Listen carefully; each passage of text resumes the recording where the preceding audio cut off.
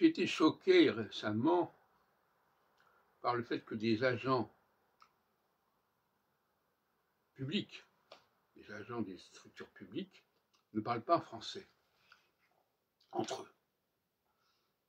C'est un peu excessif de demander ça, mais je suis choqué de voir que, par exemple, à la RATP, on entend souvent des agents parler en arabe entre eux,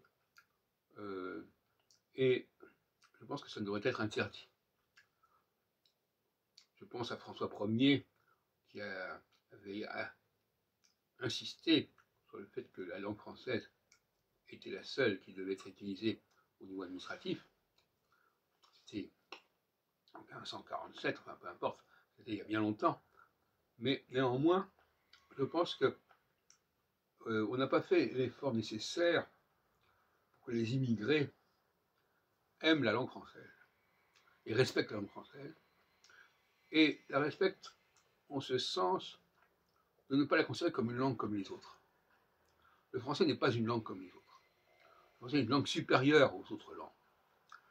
Et elle doit être comprise comme ça, mais elle doit être avant enseignée comme ça. La seule façon pour montrer que le français est une langue supérieure, c'est d'être comparatif. Si vous ne parlez que du français, on ne pourra pas comment les gens pourraient comprendre ça. La comparaison, la dimension comparative, est une dimension critique. Moi, je suis pour la critique comparative. Il ne suffit pas de dire ceci ou cela, il faut dire, voilà, là-bas ça fait comme ça, ici ça fait comme ça. Autrement, les gens ne comprennent pas. Donc pour être pertinent, il faut être critique. Il faut être critique et comparatif.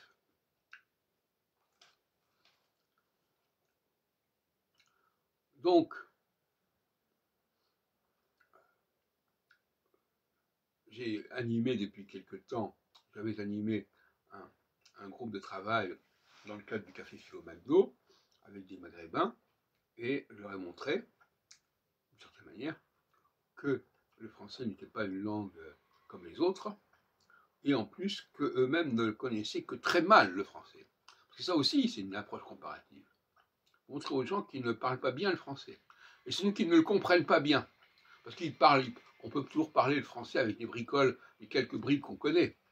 Mais quelqu'un qui utilise un petit peu le français, ça veut dire qu'il comprend le français. Il comprend. Et notamment, ce qui est caractéristique, il ne comprend pas quand les Français parlent entre eux.